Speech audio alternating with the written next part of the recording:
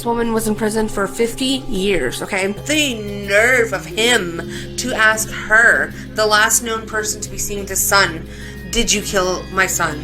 The pretenses behind her attempting to clean any part of this crime scene. She had been accused of killing her husband by way of poisoning him. Yeah, after that I get out, I walk home. That confession was a joke. I mean, he could have said anything. He could have said anything, and there would have been no proof. Every time we see something like this, where it's like, there's no care or like regard, why would you cover for this man and allow him to leave the scene of the crime and act like he was never there? 911, what is your emergency? Ma'am? What? Who did?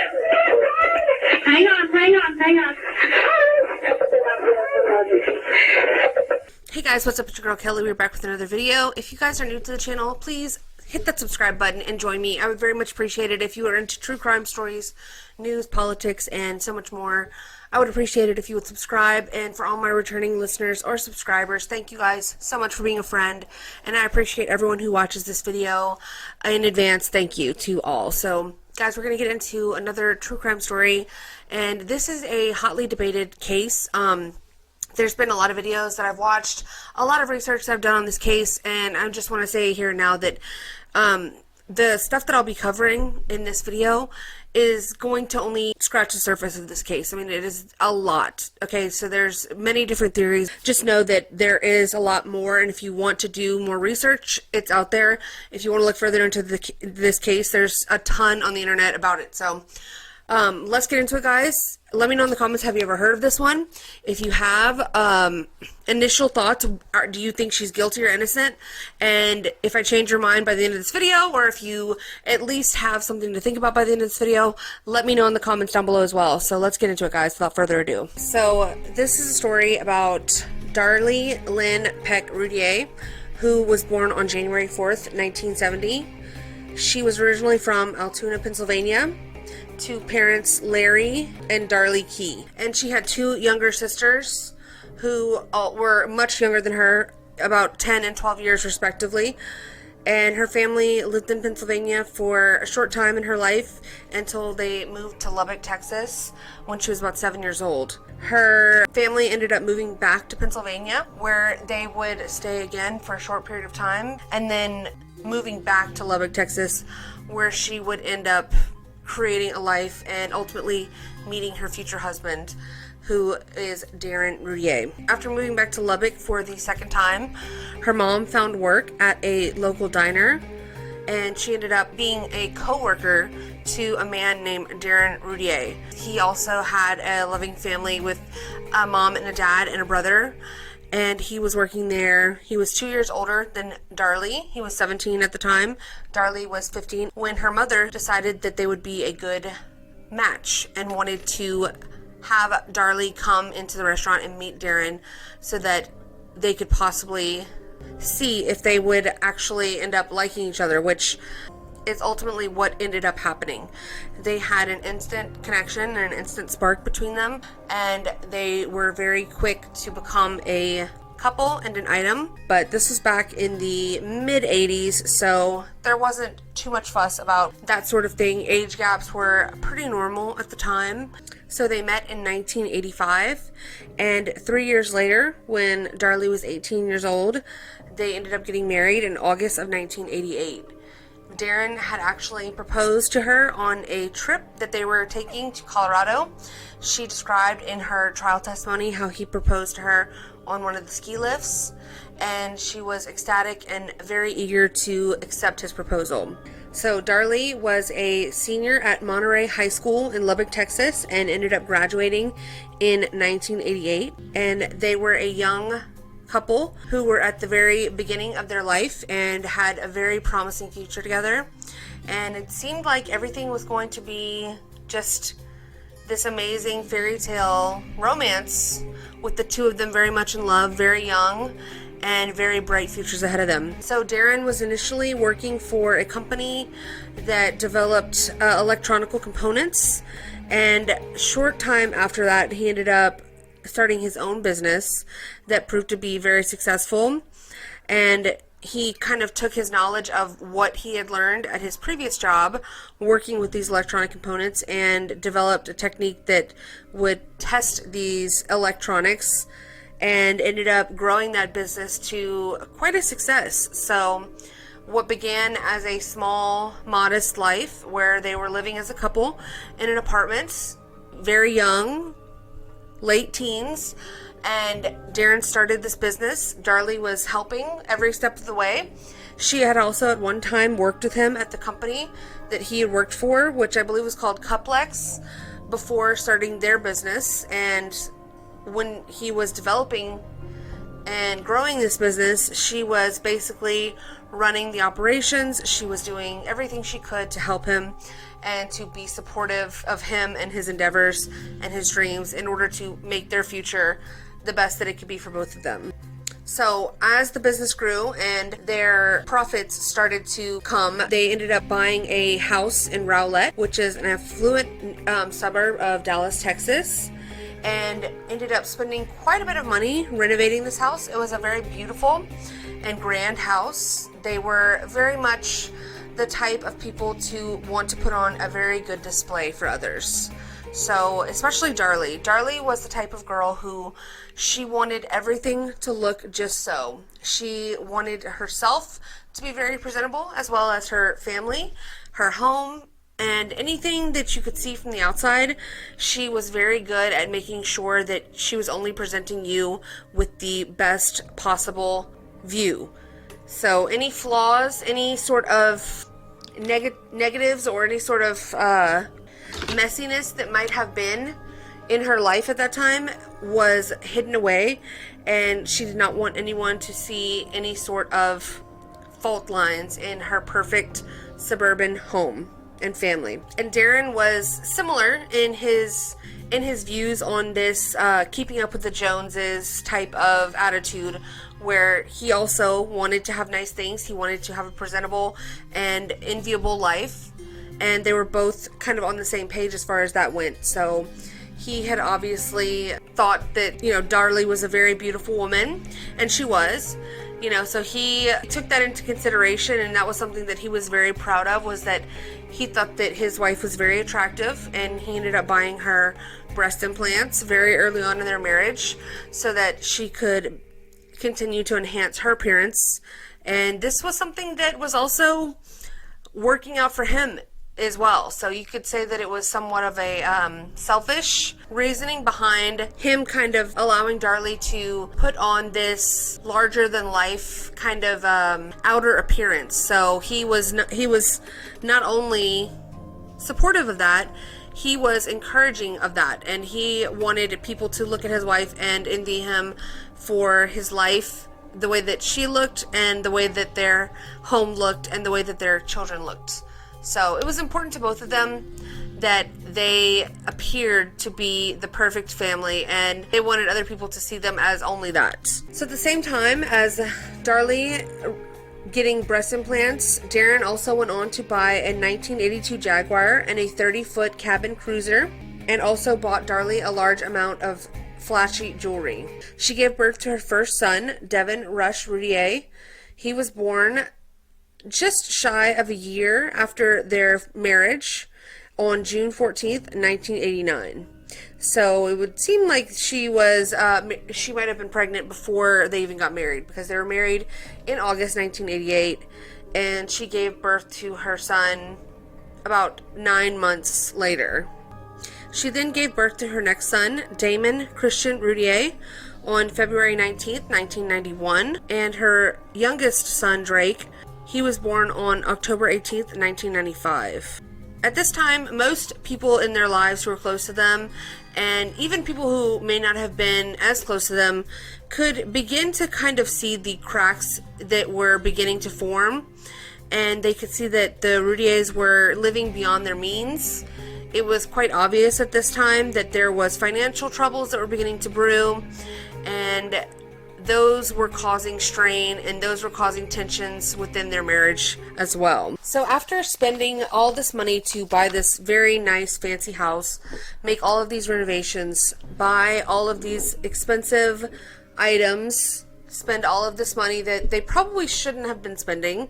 Now, mind you, they were a very young couple, so they probably also didn't know any better, but it would start to affect their business and it would start to affect their financials, because the business did eventually start slowing down and started to operate at a loss at some point. It also later came out that they were behind on their home mortgage and they owed $10,000 in back taxes and $12,000 on credit cards. This would all come out after the investigation began, and in the trial, most people did not know that they had any sort of financial woes, but they could see that tensions were beginning to rise, and they could see, obviously, that they were spending lavishly, and many people were starting to wonder how it was that they were able to afford all of it that they were able to afford, being that Darlie was a stay-at-home mother who did help out with the business, and Darren owned a profitable business, but it was a humble business, so it was not this big money-making potential business. So people were starting to begin to wonder. So after all of these troubles began to brew in their financial lives and within their marriage, like I said, this caused tension between the two of them. And at this time, Darlie had contemplated suicide at one point, and she wrote a note to her children in her diary, which was later found during the investigation. So that brings us to the night of June 6, 1996. At 2:31 a.m., 911 dispatchers receive a call from a Rowlett residence from Darlie Routier at their home on Eagle Drive, and she is hysterically crying and screaming into the phone about a intruder who had come into their house and stabbed both herself and her two children who had fallen asleep in the living room. So the explanation for the sleeping arrangements that night were that Darlie and Darren had some sort of altercation, some sort of fight, verbal fight, and were not in the best place at the time. And Darlie had decided to sleep on the couch that night, and her two children were going to sleep in the living room with her downstairs, and they were going to just fall asleep watching movies. So that is the reason that they were in the same room downstairs, and Darren was upstairs in the master bedroom, and the baby was in its crib completely unharmed. So we listened to a part of that 911 call, so I'm going to go ahead and play the entirety of it for you guys now. And it is important because this was analyzed up and down, this 911 call, and a lot of people had a lot of things to say about it. And there is a lot that we can infer from it. So I'm going to play one video that has the call kind of broken up with a little bit of explanation from Darren as well, just so we can have a little bit more context. And so again, he's about to describe the events leading up to and preceding these murders on June 6th, 1996. I went back upstairs, and it was probably, 11 o'clock or so, after the news probably, and climbed into bed and went to sleep.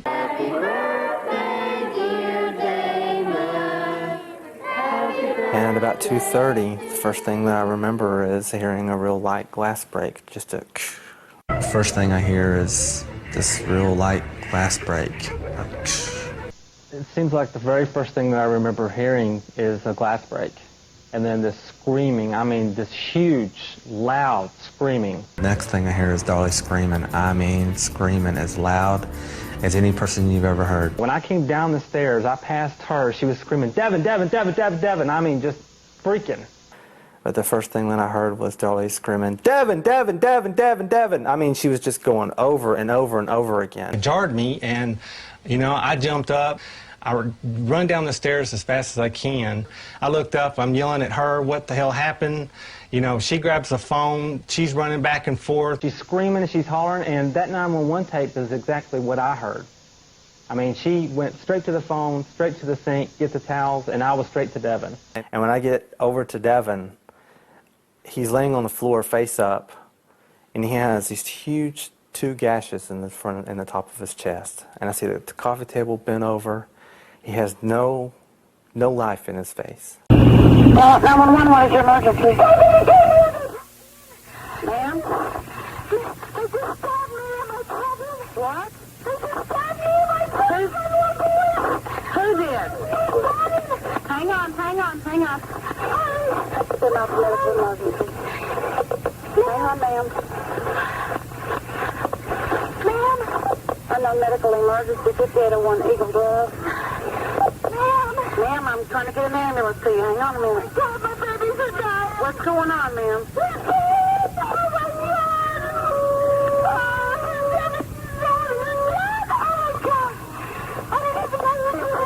Unknown medical emergency, 5801 Eagle Drive, by 238. And I'm hearing what's happened, and she's screaming into the phone, "Oh my God, my babies have been killed! Get here! I need an ambulance! And I'm just hearing this hysterical, going on, this hysteria just happening, and I'm sitting here thinking, "Oh my God, I've got to get air into this baby's body."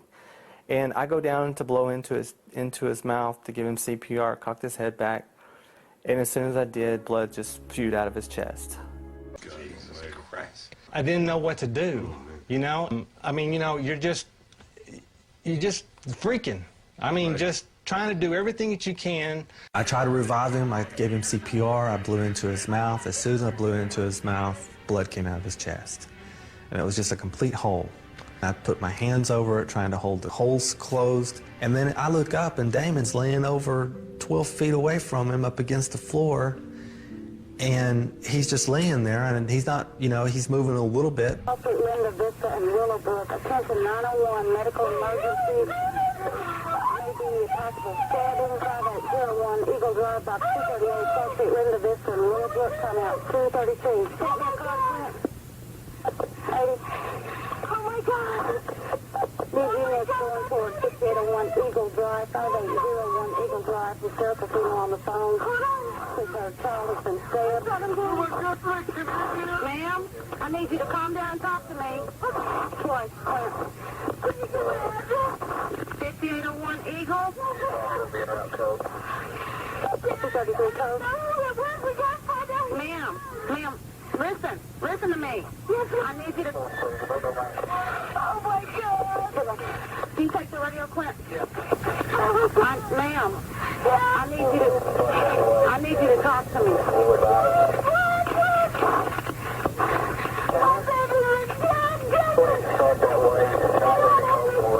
Ma'am, I can't understand you. You're going to have to slow down, calm down, and talk to me.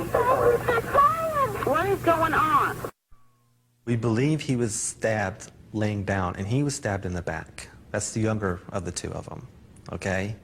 He obviously gets up and puts his hand on his mommy. That's how Darlie says she wakes up. What is going on? Somebody's screaming while I was sleeping. Me and my little boys were sleeping downstairs. Stab my baby. Stab me. I woke up. I was fighting. We ran out to the garage. Threw the knife down. My babies are dying. They're dead. Oh my God. Down the phone with him. Oh my God. Just take that one. Hold on, honey. Hold on. Hold on. Oh my God. Oh my God. Okay. Oh my God. Oh my God. Ma'am, who's there with you? Ma'am. What? Is there anybody in the house besides you and your children? My husband, he just ran downstairs. He's helping me, but he's dead. Oh my God. Okay. Okay. How many little boys? Is it 2 boys? 3 of them.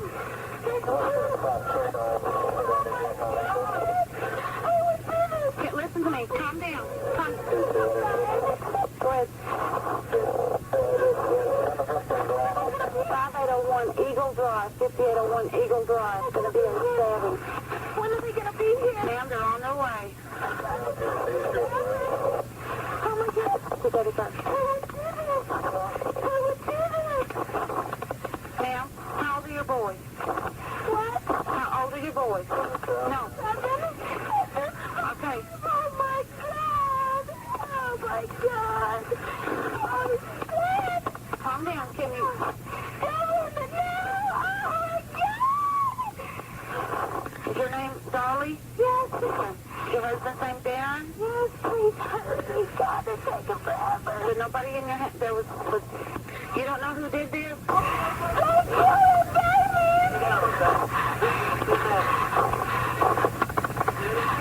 As you know, they said, well, she should have been administering help to her little boys rather than concerned about, oh my God, my prints are on the knife. She was. I was there, remember? I mean, there was 21 towels. 5 of them had blood on them. 3 of them were on one boy and 2 were on the other. She's got the phone in her hand, and all in a 5-minute period. I mean, what do you want her to do? I'm doing CPR. I've been certified for 7 years to do CPR. I know how to do it. She is getting help.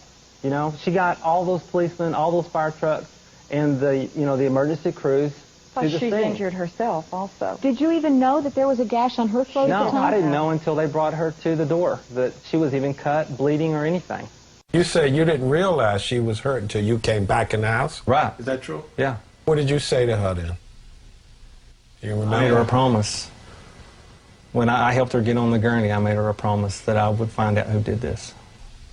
She asked you for that? Right. Yeah. She said, because she didn't think she was going to make it. Really? I didn't. What did she say to you that you promised her that? What did she say? Do you remember her words? She said, I want you to promise me that you find out who did this and take care of it.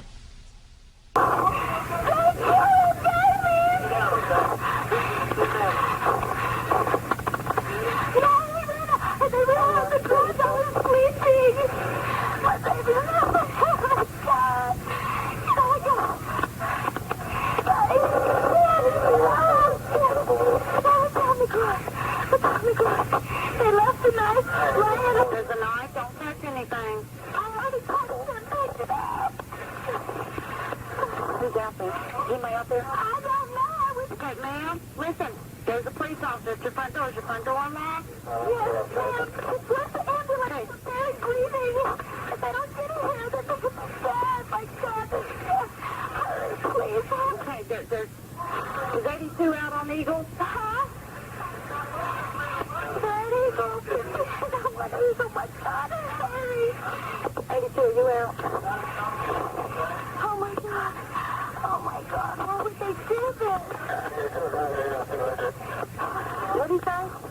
Why would they do this? Okay, listen, ma'am. You need to let the officers in the front door, okay?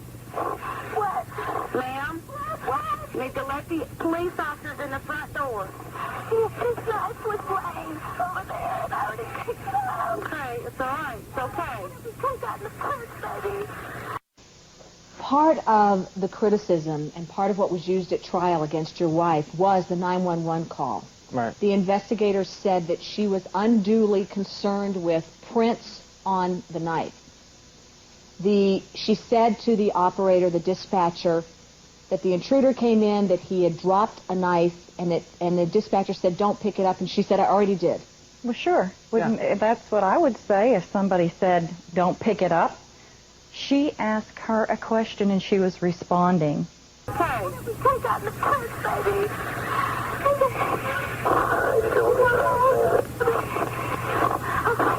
Ma'am, hang on a second. We walked in here and did it, then. There's nothing. Okay, ma'am. There's nothing.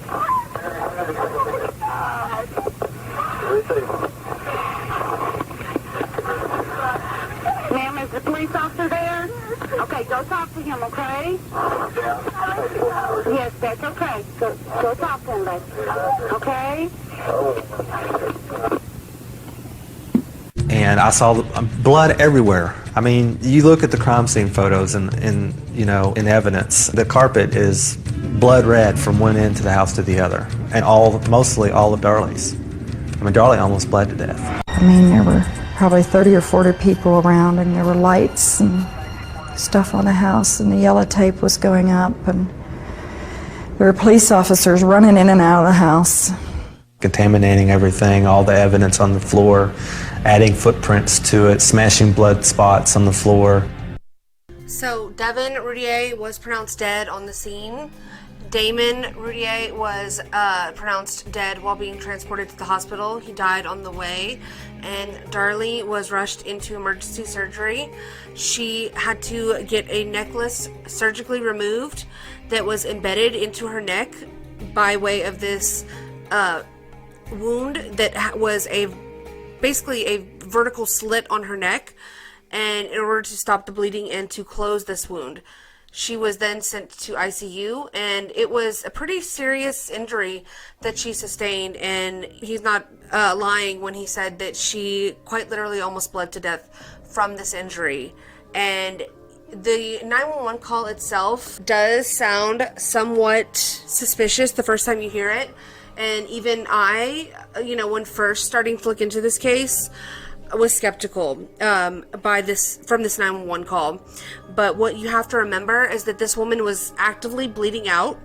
She was in a state of shock, a state of panic, a state of disorientation after just being woken up like this, supposedly, allegedly. Now, you can say that this is debated, that whatever, but even if she is guilty and she was putting all of these emotions on, it still cannot discount the fact that she was actively bleeding from her neck from a very serious wound and was actively losing blood, and this does cause somewhat of a disorienting state of mind, and it could cause someone to say things that are out of the norm or say things that appear to be somewhat nonsensical. So I think that after doing more research onto this case and hearing it again this time, it doesn't seem as odd as the first time I heard it. So Darlie and Darren were immediately fully cooperative with the police and believed that the police were on their side in regards to this story that they were telling and this idea of an intruder that Darlie was very adamant was the explanation behind this attack on her children and on herself. But they were not privy to the fact that there was a fingerprint expert who had been called to the scene as a crime scene expert and had concluded already after like a very brief 20-minute walkthrough of the crime scene that there was no intruder and that Darlie Lynn had murdered her children and inflicted the wounds to herself.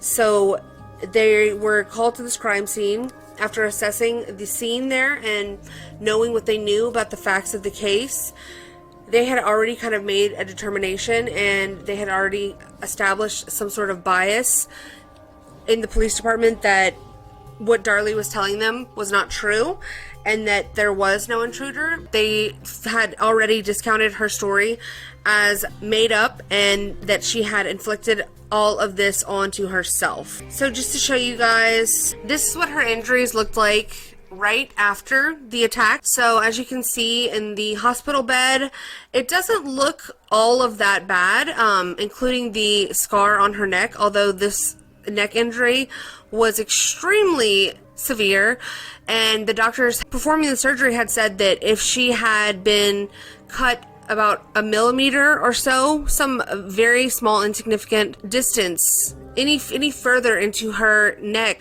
that she would have bled out from hitting an artery. So it was not a small injury, and they would later use this language at her trial and in the media, calling her injuries insignificant, calling them minor, and saying that she had not been severely wounded during this attack. And what you can see from the pictures in the hospital, it would appear that that would be the case. But if you know anything about injuries, if you know anything about how injuries get worse over time, you would know that you have to see how they're eventually going to end up developing within your body over a period of a day or 2 days or 3 days. And we'll look at the pictures that show her being photographed at the police station several days later, where her injuries look so much worse. And it's hard for me to see those photographs and to say that she could have done that to herself. So that is one of the things that kind of really started to make me reconsider what it was that they were trying to say had happened here, and how they were trying to say that there was just absolutely no way that any person besides Darlie could have done this. And even Darren was not really ever fully investigated or looked at as a suspect. I think that they may have briefly considered him, but from the very jump, from the get-go, their target was on Darlie, and they were strictly looking at her as the main perpetrator of this crime. And there was really no other suspect that they were willing to look at. So you can kind of see here how the bruises on her arms, which were not initially visible to the naked eye right after the attack and while she was getting surgery, you can see how much worse they have gotten over a period of just a couple days. So here you guys can see much better what it is that I'm talking about. So this right here, I would like somebody to explain to me how someone could do that to themselves. I don't know how that extent of an injury could be inflicted upon oneself. I mean, do you guys agree with that, or do y'all have different thoughts on it? Because, and that's not all. I mean, there's other injuries that were sustained. You can see the cut on her neck here. There's more bruising on this wrist here. Again, how did someone do that to themselves? Here are her hands. You can see the bruising on her hands. So how, in the time that it took for all of this to take place, did she inflict this much damage onto herself? And time is the least of the concerns in this regard. I don't see how someone could do that amount of bruising on themselves. I just do not understand that. I don't understand the logic behind saying that this was all done by her. Here you can see the bruising on her arm, on her wrist, a little bit better here. So, and just of note, and I want to mention that there was a fingerprint that was found on the scene, and it was ruled out to be a fingerprint matching any of the immediate family members, and it did not match any of the first responders that were on scene either. And to this day, prosecution has refused to add it to the database that they might be able to find a match for this fingerprint, because as previously stated, the police were not willing to entertain the idea of someone else having been an intruder and perpetuated this crime. And to their credit, it is very unusual for that sort of crime to take place, where an intruder comes into the home and murders 3 people in a family with seemingly no motivation and seemingly no connection to the victims. But just because it's very rare and it doesn't happen often doesn't mean that it never happens. And I just feel that a little skepticism and a little bit of objectiveness could have been brought to this case, and their refusal to do a proper and a full investigation into who could have possibly done this. They had their minds made up very early on and were more keen on proving what their theory was than they were as to figuring out who could have done this and going down each one of those avenues. TV was on that wall. The boys were in the floor over there. Darlie was on the sofa by the window. It was a grim narration in an even darker setting. It was once a beautiful home. Now it sits empty, walls still stained with signs of violence. A relative of Darlie Routier recounted what the family says happened the night of June 6th. They say a stranger slipped into the home through a garage window. He came into this house, slaughtered these children, and tried to kill Darlie. When she remembers coming to, says she saw him going out the back door. She raised up off the sofa, and she saw him going out that way through the kitchen. Randy Reagan is an in-law of Darlie Routier. He walked us through the Routier home, past the murder scene, then upstairs where Darlie's husband Darren and their infant son Drake were allegedly asleep at the time of the murders. He says Darren woke to Darlie's screams. She came in here and was screaming at him, and he came down the stairs to here, and then, of course, ran in here, and the boys were in here on the floor. He ran by Damon. He didn't see Damon first. He saw Devin laying over there, and Damon was against the wall. He never saw him. Authorities believe Darlie stabbed her sons to death and, to cover it, wounded herself at the kitchen sink, leaving blood on the counter. Her family says blood was on the counter because she was trying to help the boys, not kill them. Where she reached, pulled the drawer open, got the towels out, came over to the sink and wet the towels, and that's why there's blood all over here. Because. But investigators say it appears someone tried to wipe the blood off the counter, and they question why an unknown murderer would do that. They also contend that there is no evidence of an intruder, that even the dust on the windowsill was undisturbed. Randy Reagan disagrees. You don't have to touch the window or anything else. Exactly. That's what I was just about to say. Why would you step on the windowsill itself when you're going through a window? Obviously, you wouldn't do that. It's just the points that they made, and I will give them credit. And we're going to go over the evidence that the state presented that were the main factors in getting a conviction for murder for Darlie Routier. But then I want to go over some of the other pieces of evidence that were not treated with the same amount of fairness and were not given the same amount of weight. And I think they're just as important. And to me, they prove reasonable doubt and a large amount of reasonable doubt. So we'll go over the evidence in just a second here. But the whole window thing is so silly to me, because why would somebody step on the sill to get into the window? I mean, come on. There is newer evidence that will have an unknown effect on this case. Test results from a bloody sock found in the alley a few homes down from the Routier's house. Initial testing showed it had blood from both boys on it, a spot no bigger than a quarter, and hair from a deer.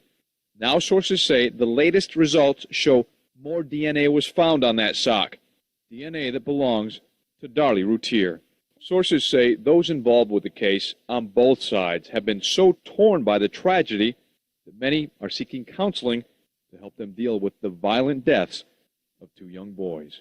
So some of the evidence that was presented at trial that really helped to seal the fate of Darlie Routier was, obviously, they alleged the crime scene was staged.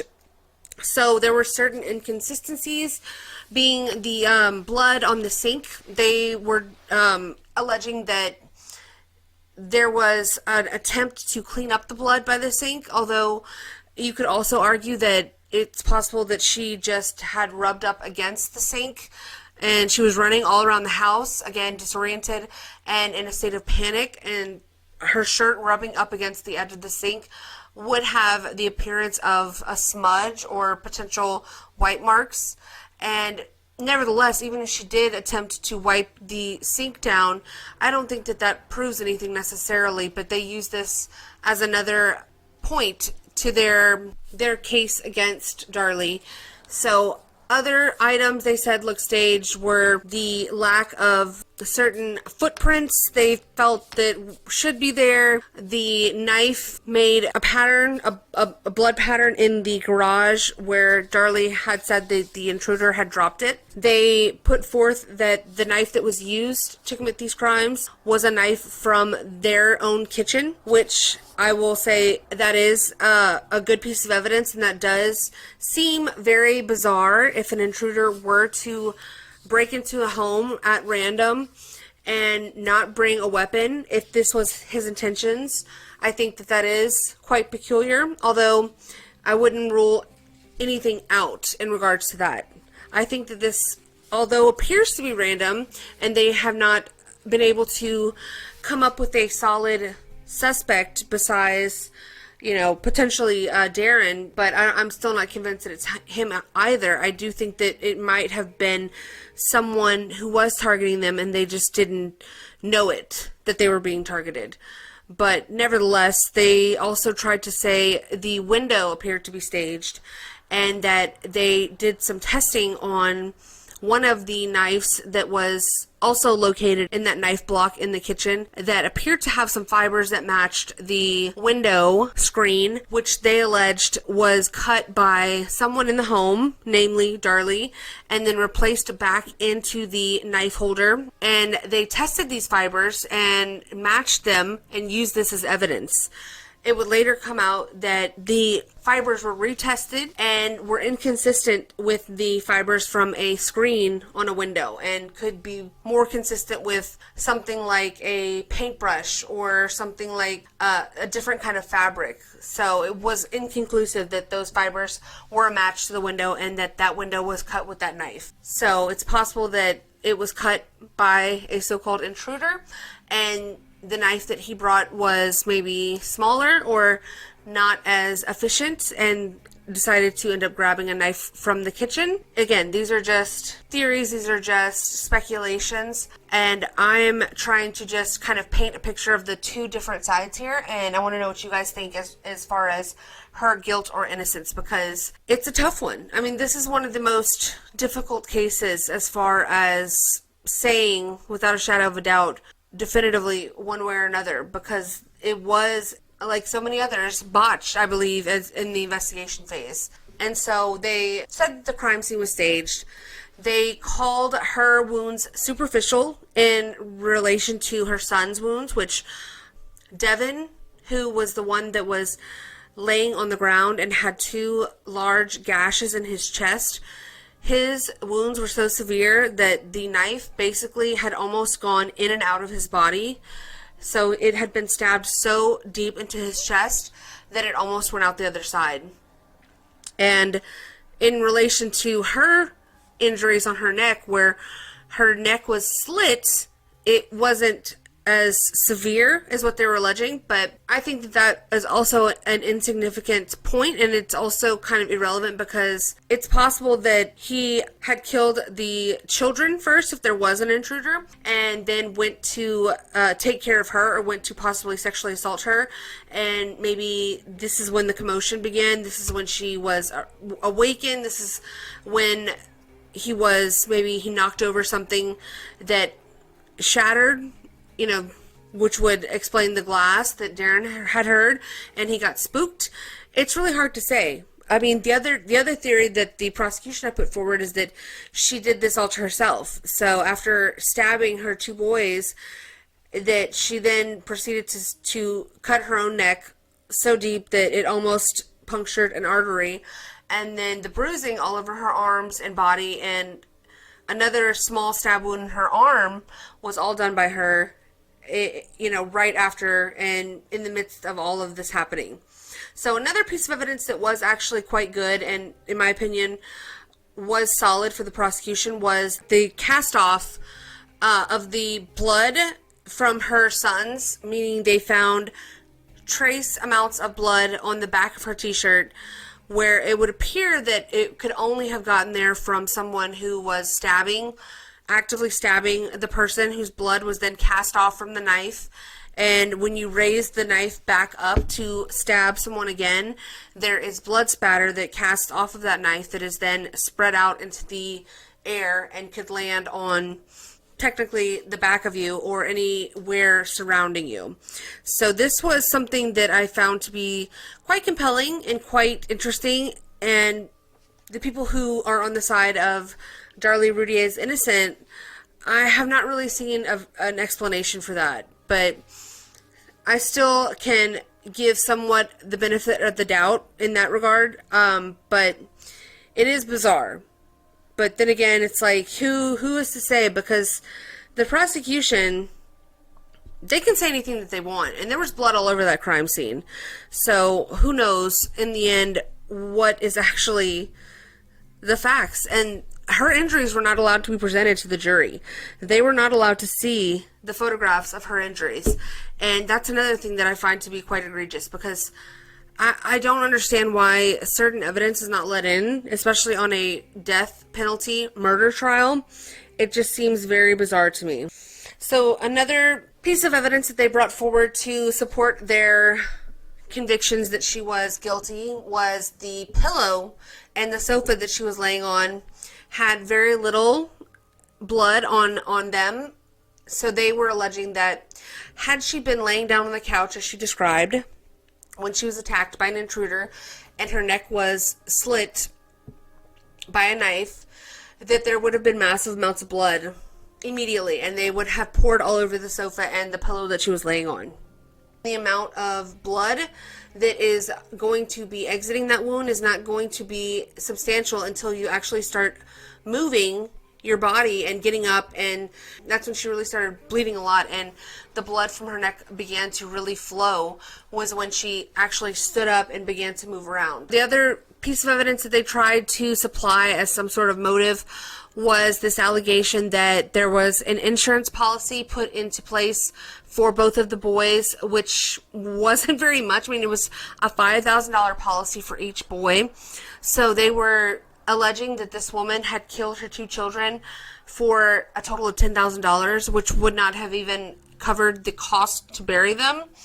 So they did bring that forward, but I find that to be just kind of irrelevant and just a bit silly, in my opinion, as a way of offering some sort of motive for this. So that was another thing that worked out in Darlie's favor, was that there was no motive, and that it was kind of hard for people to see, especially those people who were able to see the pictures from the crime scene and her injuries, how somebody could have done that to themselves and how somebody could have done that to their children.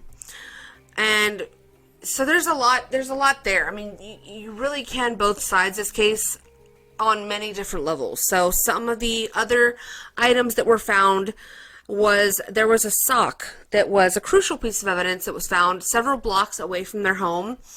One lone sock with the DNA blood matched evidence of Devin and Damon, and would later be tested and come to find out that there was also traces of Darlie's DNA and Darren's DNA on this sock. So it definitely came from the home. And the explanation for this is also not something that has been provided by the prosecution nor anyone else that is in defense of Darlie. I think that it's quite the mystery when you look at it in that regard. One theory that I had when I first started looking into this case, and I was kind of looking a bit at Darren, because that was my initial alternate suspect for this crime, was that Darren had done this to his wife and his 2 kids. I don't really believe necessarily that anymore, but the other thing was possibly Darren was covering for Darlie and that they were in on this together, because he stood by her side. Even to this day, he stands by her side and supports her innocence and advocates for her innocence. But the explanation for the sock in my mind would have been that it's possible that he might have helped to plant that, several blocks down from their house in order to help with their theory of an intruder. But it just doesn't seem very likely. The 911 call came. It sounded like there was legitimate panic, and it sounded like there was legitimate emergency happening at the time. And it just didn't seem like something that was staged, in my opinion, listening back on it now. So that was most of the evidence that was brought forth by the prosecution.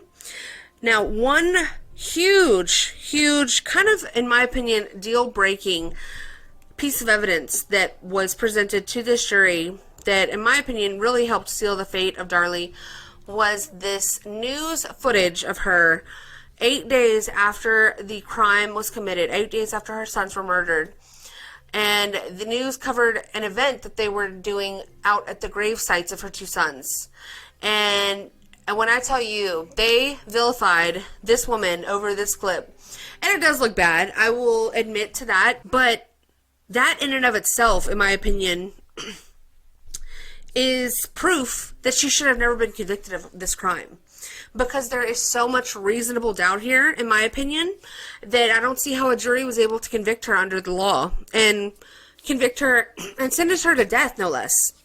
So that is a miscarriage of justice, because it doesn't matter if someone is actually guilty, right?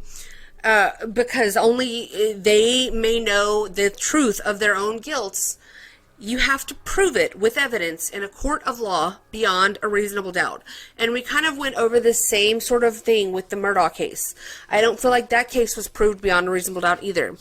I think if the way the law was written, if there is reasonable doubt and the prosecution is not able to prove murder by an individual with evidence that is scientifically backed and presented to a jury, there should be no conviction. That's just the way our system was designed. It is a good system. It's a good standard to have, because otherwise, what do you have? You have innocent people with their human rights taken away who are locked up like animals when they might be completely innocent. So what kind of justice is that? I think we should always err on the side of not taking away someone's human rights and putting them away for the rest of their life because we think they committed a murder. It has to be proven, and we have to maintain that standard. So let's look at this news clip, and you guys let me know if y'all think that this is something that is valid. 6 days later, on what should have been Devon's 7th birthday, Darlie was back at her son's grave. This time she appeared to be anything but a grieving mother. The Routiers had a party at the gravesite, and Darlie Routier was spraying silly string on the graves, and they had balloons out and that sort of thing. There was a news crew out there, and they filmed the party, which was labeled by the press silly string tape. For some, this may seem a strange thing to do in an odd place and time. She was chewing gum, she wasn't crying, and she looked like she was enjoying the attention, quite frankly. Wow. Well, I mean, if she was chewing gum, we all know what that means. She's obviously guilty. So this was their big smoking gun. This was their big pièce de résistance, like what they really drove home to the jury to prove to them this woman was a cold-blooded killer and was absolutely 100% guilty of this crime against her sons. And they drew on people's emotions. They drew on all of our common sense beliefs and things like that most people would look at that video and think, yeah, that's a little weird, you know, like she's appears to be, you know, happy, smiling, laughing, spraying silly string on the graves of her two murdered sons who had not even been in the ground for 2 weeks. While it may not have been the best choice of action to take, I think everyone deals with grief in their own way. I think that it is not just this huge smoking gun that the prosecution made it out to be, and I think it could just be one of those odd behaviors that people do when they're grieving and they don't really know what else to do. And it came out later also, this was presented in a very biased way, go figure that, in the media and otherwise in trial, where there was a more somber and a much more what some might call respectful ceremony that was done previously to this balloon and silly string tape caught, where everyone was there kind of having a memorial service. Everyone was paying their respects. There was lots of tears, lots of emotion. The family was being consoled there at the grave sites of their sons. And then after that took place, this 30-minute memorial, then this tape was then played where it shows her laughing and spraying silly string and chewing gum, according to the one guy, which is a federal crime. And that's where people really just took that piece of it and ran. It is bizarre, but it's not the end of the world for me. It's not the end of the, you know, case closed, let's send this woman to the electric chair. No, absolutely not. She was innocent and not guilty. But Charlie says the jurors kept playing this tape and challenging his notion that an innocent woman could act this way. She wasn't grieving, spraying the silly string and gnawing on that chewing gum. What the jury didn't see was these guys really hated that she was chewing gum. I mean, my goodness. The surveillance video of Darlie. Police had secretly taped the gravesite for hours that day. There was weeping, praying, preaching. Father made this day a birthday, a day of rejoicing. There was Darlie's sister. The silly string was her idea. The dead boys had loved it. I got you some snaps with some silly string, okay? But this video was not okay. There were questions about its legality. And when the trial judge raised them, there was a heated argument in the courtroom. The two police officers pled the Fifth Amendment. Stephen Cooper is one of Darlie's new attorneys. Wait a minute, you're saying that the police officers... Lead investigator in this case pled the Fifth Amendment and refused... About the videotape that the police department had made? Correct. Why did he do that? He was persuaded that he was exposed to criminal prosecution for his acts. And the video was never entered into evidence. The police were not charged. So the sad Darlie was never seen by the jury. and the bad Darlie got big play. He wanted to be 7. I did the only thing I knew to do to honor him and give him those wishes because he wasn't here anymore. But how do you know what you're going to do when you lose 2 children? How do you know how you're going to act? And who's to say there's a rule book to grieving? Who's to say if you don't follow these guidelines that makes you a bad parent or that makes you a murderer? What do y'all think, guys? I don't know.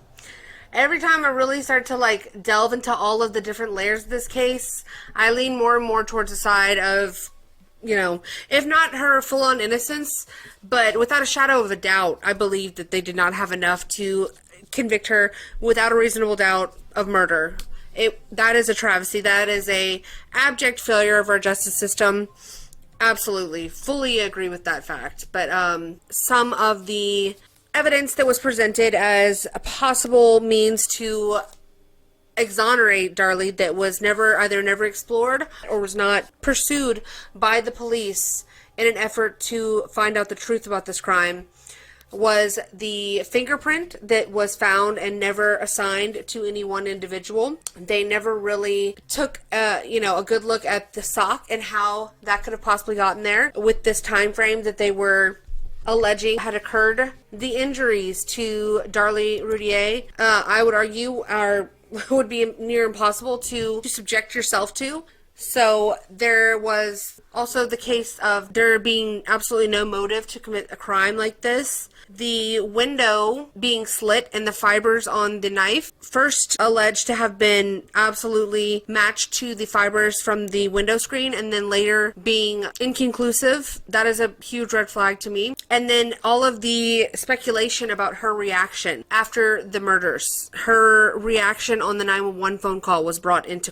question. They were stating that she wasn't doing enough on the scene when the police officers got there. After the 911 call had ended, the police on scene said that she wasn't doing enough to help her sons. When she had sustained a neck injury, that she was basically bleeding out, and like her husband said, I mean, what was she supposed to do at that point? You know, they were saying that she wasn't performing CPR. She wasn't attempting to put any pressure on the wounds. I would argue in that case that, again, her state of mind was probably all over the place and she was probably not cognitively able to perform the basic duties that a parent might perform on their child who has sustained life-threatening injuries. I think that her cognitive abilities and her decision-making processes were absolutely affected in that moment. And then the question of how she could have not heard the commotion, how she could have not heard a intruder breaking in to her home and attacking her and her children without waking up first or without waking up in the process was also brought into question, that I think is somewhat disproven by what we're fixing to talk about in a second here, which I've not seen a lot of people discuss, and I think it's one of the most crucial facts that is in her favor.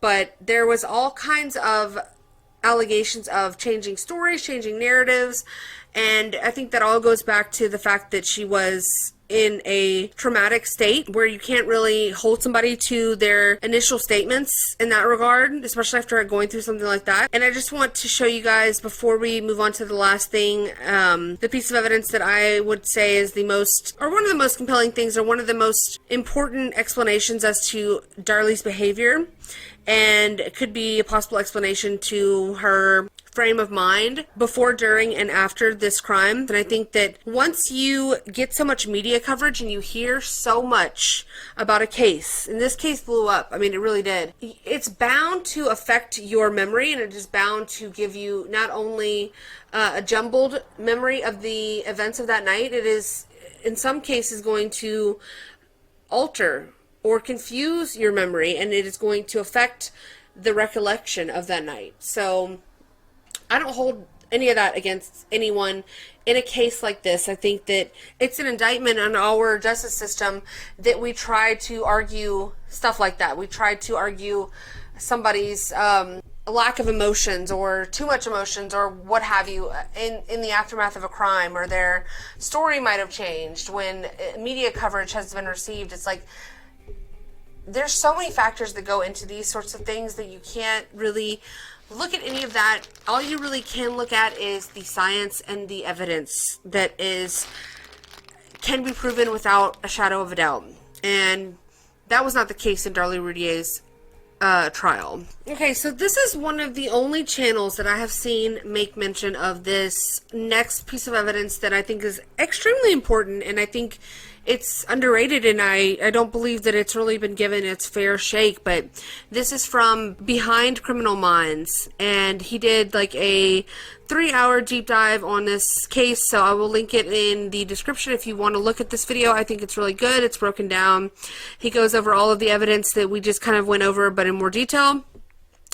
And this piece that I have not heard anywhere else was a seemingly impossible problem to overcome. It was the stark reality that in order to accept that her story was true, she somehow slept through the brutal crime committed against her children who were mere feet away.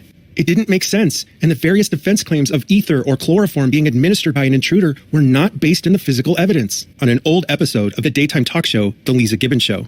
In that episode, members of the Routier family, a juror from the trial, and other participants had been invited as a panel to discuss Darlie's case. Most of the recording was evidence that I had already heard, and yet some of it was very revealing. In one of the more interesting segments, a juror from Darlie's trial spoke about Darlie directly. She did absolutely not. Absolutely not. They were feet away from her head. Feet. That's all. Just feet away from her head. Okay. Tell you that if my children were feet away from my head, the first child may have gotten stabbed, but the second one he wouldn't have gotten near without getting through me. I couldn't help but notice how she spoke about her with such a seething hatred, unlike anything I had seen in recent history. And I just want to interject just 1 second that I do firmly believe that for the most part, appellate courts should be very, very, very scrutinizing on cases and on overturning convictions. What I think is an absolute travesty that is the major issue within our justice system is in the conviction of criminals and the juror system, which is both invaluable and also quite broken, where the law and the use of reasonable doubt is not being used and applied correctly. And that is where we need to educate, and we need to really make a push to have that process work the way that it's supposed to work, to where convictions are actually solid and they're not being done on a basis of emotional appeal, and that the jurors understand that they have a duty to be able to recognize and to determine when there is reasonable doubt, and to use that determination to not convict someone. So that way that when they do get a conviction, they know without a shadow of a doubt that we're absolutely sure that this person is guilty because it was proven. So that way the appellate court can do their job, which is to find flaws in the system where they may be very, very few and far between, like extremely rare. And that should be the way that the system is structured. But we have all kind of problems on the front end. It's not so much the appellate courts that are the issue here. But as the episode went on, the panel became more contentious and quickly devolved into a Jerry Springer-like chaos. And just as quickly, I stood up to turn it off. But before I could, I overheard Darlie Routier say something that caused me to literally stop in stunned disbelief. You guys said that she didn't have like any problems, like mental problems or anything, but then you said that she was taking medication. After the boys died. Before she was taking that pill. Yeah, Fen. At that point of my investigation, I had read a considerable part of the trial record, but I had not yet completed it, and until that moment, I was not aware of something critical that the former mother-in-law of Darlie Routier had just said. It was one of the only moments in my entire life that I can recall having a literal flashback to one of the most formidable periods of my legal career. In a flash, memories from that time of my life flooded back into focus. Nearly a decade of my career where I had been recruited for one singular litigation, wherein my law firm would represent nearly 30,000 clients across the entire United States, that to that point would become the single largest mass tort litigation in American history. I began to remember the countless clients I had met with face to face, people who I would get to know personally over the course of nearly 8 years, learning every aspect of their lives and how they had been affected. It brought me back to the thousands of clients that I would speak with on the phone, meet with in person, logging hundreds of thousands of hours into their individual case files. People who would become more than just a number, but very much like family, regularly calling to provide important updates about their lives, their daily struggles, and most importantly, all of the side effects and the injuries they had sustained. That in order for me to properly explain to you why this directly impacts Darlie's case, I would need to show you that evidence from my own vantage point. Because if I hadn't lived it, I don't know if I would have believed it. But rest assured, by the time I'm done, it's my hope that you will understand exactly why I believe that this information is vital to understanding the arrest, the trial, and the conviction of Darlie Lynn Routier. Fen-Phen was pulled off the market on September 15th, 1997, largely due to the overwhelming evidence that showed damage to the heart valves and lungs of its users. The FDA's ban of the drug would eventually result in a subsequent nationwide action against the makers of the diet drug, specifically for users who had sustained injuries primarily to their heart valves, but also included authority to cover their lung and respiratory injuries to those who had sustained them. Over the next few years, I would eventually travel to nearly every state in the union, meeting with hundreds and eventually thousands of clients in person. And it was during those in-person meetings that I first began to notice a reoccurring problem. By the time our clients came to us to have their echocardiogram conducted, they were already well aware that we would be pursuing their case on the basis of the injuries they had sustained to their heart or lungs. But from my very first trip, I would be confronted by an entirely unexpected set of problems. Clients began continuously telling me about the neurological problems that they were having from taking the diet pills. From the very first day, I began hearing clients complain of short-term memory loss, depression, drastic sleep pattern changes, and other neurological issues that were not the basis for our representation. Over and over, I would sadly be forced to explain to each person that while these issues were horrible, that we were not able to pursue them as part of our case against the makers of Fen-Phen. I wouldn't learn until much later that the reason we weren't pursuing it was because the drug makers had intentionally never published the neurological effects on humans in their clinical trials. And this was despite the fact that other studies had already demonstrated neurological damage from the drug. Towards the end of the litigation, we discovered that the pharmaceutical companies who had made Fen-Phen appear to intentionally avoid financially supporting any of the studies on the human brain precisely because they already knew their drug to be neurotoxic, and much of this information was not made public due to non-disclosure agreements arising from the eventual settlements. But for nearly 8 years of my career, I was the primary contact for thousands of clients who would call in periodically to provide medical updates, and the number of times that I heard each of them tell me about how they were affected neurologically was simply staggering. People who would sometimes scream and yell in frustration, furious that we were unable to sue the makers of the diet drug because of their inability to function normally. These conversations happened so frequently that the managing partners of my law firm began sending letters explaining to each client that we were unable to pursue cases on the basis of neurological damage alone, a decision that I never supported, but was entirely out of my hands. In 2003, I met a young woman in her late 20s in Grand Rapids, Michigan during one of my trips to conduct client echocardiograms. And the story she told me that day is one that I will truly never forget. She had been in her final year of her master's degree program when she decided to start taking Fen-Phen to help lose the weight that she had gained during her previous year of schooling. She sat there in tears as she explained how she wasn't the same anymore, how despite being at the top of her class in high school and her undergrad, always maintaining a 4.0, that after she took Fen-Phen, she had failed out of every class in her program because, as she said, I just couldn't retain anything anymore. We talked for an hour that day, 59 minutes of which was about the neurological and short-term memory problems that she had suffered. And less than a week later, when I called her to provide her the results of her ultrasound, she barely remembered speaking with me just days before. Completely unable to recall any of the details we had spoke about that day, she took the diet drug Fen-Phen for just 45 days. During the many years of our litigation, we learned that fenfluramine and dexfenfluramine was linked to neurotoxicity, a primary symptom of which is short-term memory loss. The evidence of the catastrophic neurological damage due to Fen-Phen is not a widely reported symptom of the drug, but when I heard Darlie Routier tell the audience that Darlie had been on Fen-Phen for months prior to the night of June 6th, after those words left her mouth, for me, everything came into focus. I feverishly went back through the records and the entirety of Darlie's case, and it became a puzzle piece that now began to match areas of her case that had previously never made any sense. I now realized the full weight of Attorney Douglas Mulder's failure at Darlie's trial because all of this information was available to him at that time. Information that could have provided a reasonable explanation for some of the most challenging and previously damning elements of Darlie's case. And so I revisited many of the hallmarks of the prosecution's case against Darlie from the vantage point of the one thing Darlie never had at trial: a competent criminal defense attorney and a rigorous defense. The question of how Darlie could have slept through the attacks of her children? Almost immediately, I remembered my client from Oklahoma who had called us after an F3 tornado had blown through her community to inform us that she was okay. A woman who had been in the military for 12 years, who had 3 children and was always the first to wake up at the sound of a pin dropping, had somehow slept through a tornado, nearly blowing her entire house down. She would become just one of the hundreds of people who told us similar experiences about their drastic sleep pattern changes after weeks of using the diet drug. I remember Darlie's changing stories and how they shifted or were amended as time went on. Again, I sat there recalling the countless times I would speak with our clients who would tell me something one day, call back days later, and say something entirely different. One day, they thought they had taken the drug for 3 weeks, and just days later they called, and now it's 6. It was one of the primary reasons we had to start requesting pharmacy records because of this reoccurring problem. It was then I remembered how the makers of Fen-Phen even acknowledged to the FDA that their drug interacted with our brain's serotonin system. I remembered how I learned about the serotonergic system during our litigation, a system which regulates the brain's ability to store and recall memories. And then I remembered how the state had used Darlie's journal entry as proof of her intent to end her life and the lives of her children. For me, that was one of the most profound moments of realization in the entirety of this investigation. Remembering how many times I spoke with clients on the phone who would call crying, pouring their hearts out, telling me that they had never had depression before taking fen-phen. People who at the beginning of taking the diet pills were for a time happy and full of joy, and then all of a sudden, out of nowhere, it was as though their ability to even experience happiness just went away. And all of these were a hallmark symptom of a serotonin deficiency, which was a common daily discussion with fen-phen clients from across the entirety of the United States of America. And now, with this knowledge in hand, a journal entry that once brought suspicion and the assumption of guilt now had an entirely different meaning. All of these memories began having a cascading effect because I remember the innumerable times I would talk to clients as they would get further and further away from their use of the diet pills, and how their neurological systems over time would start to recover, and how memories that were once blurred and hazy would become more and more clear over time.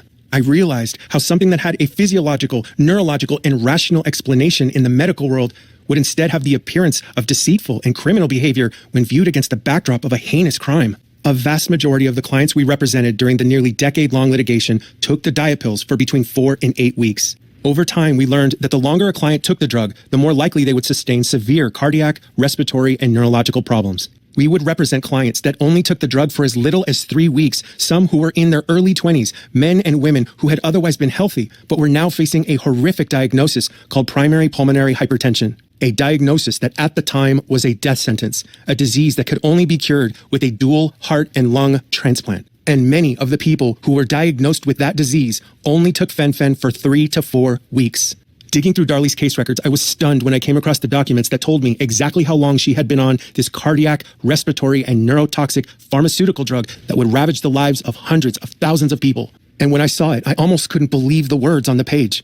Darlie Routier had taken fen-phen for 4 months by the morning of June 6, 1996. So this is one piece of crucial evidence that has been so rarely discussed. I mean, like I said, this was the only podcast that I watched on this case that even mentioned it, and he went into full detail because obviously he has personal experience in regards to his previous legal knowledge and of the drug itself and of the pharmaceutical company settlement of these side effects from taking this drug. So to me, this is like a huge thing because this explains a lot of her potential, behavior that was presented in court as this reasoning behind why she appeared to be cold, or why she might have not appeared to have been trying to help, why she might not have had consistent stories. I mean, this just explains a lot, or it is a potential explanation for so much of what the prosecution brought forward, that it's negligent, in my opinion, that this has not been widely discussed and widely used as a major piece of evidence that was, I don't know if you can call it suppressed, but it was definitely not fully explored and not fully presented in a way that would allow for some sort of alternative to the narrative that, Darlie was just this like uncaring, cold, callous murderer of her 2 sons. And I think that piece is egregious, and that piece in and of itself is so important, and it just goes to show you how badly this case and this trial was mismanaged. And the prosecution really just had an agenda and had his own idea of what it was that happened, and that was it. He was closed off to any other explanations, any other suspects, any other narrative that would tell a different story. And that is the problem with our criminal justice system. So what do you guys think, though? I'm gonna wrap it up there. I think that's pretty much it as far as the details of the case go, and all of my different qualms with the evidence and the questions that I still have in regards to this case. But my own personal opinion is that there's absolutely more than enough evidence of reasonable doubt in this case. I mean, it's just almost absurd to think about, and it's just almost overwhelming, the amount of holes in this case, and the fact that they were not able to prove, in my opinion, beyond a reasonable doubt, that she did this crime on any level. I mean, the most compelling thing I think that the state presented was the cast off that they alleged was on her nightgown, that was supposedly cast off from the boys, and even that, like I said, it could be an explanation for that. And then the other thing that's compelling somewhat is the fact that the rarity of these sorts of cases. But I think that it could have been somebody that had a an easily explained motive, that they just didn't try to go and seek out that person, just to even try to go and look into that other avenue. So it's a disgrace, in my opinion, and I think that she does need to be either retried, or in my opinion she just needs to be exonerated, or she should be given clemency and her sentence should be vacated. So that's just my opinion though, guys. I'm not saying she's guilty or innocent, because honestly I don't know. This case is very much a disaster in all aspects because of the way that it was not given a fair shake, and she could be guilty, she could be innocent, but our justice system is atrocious. I want to know your guys' thoughts though. Please like this video if you guys liked it. Sorry this was a bit longer than my normal ones, but this case, like I said, I didn't even really scratch the surface. So y'all let me know, guys. Like the video and subscribe to the channel to see more like this, and until next time, I will see you guys later. Bye. This woman was in prison for 50 years, okay? The nerve of him to ask her, the last known person to be seen with his son, did you kill my son? The pretense is behind her attempting to clean any part of this crime scene. She had been accused of killing her husband by way of poisoning him. Yeah, after that I get out, I walk home. That confession was a joke. I mean, he could have said anything. He could have said anything, and there would have been no proof. Every time we see something like this, where it's like, there's no care or like regard, why would you cover for this man and allow him to leave the scene of the crime and act like he was never there?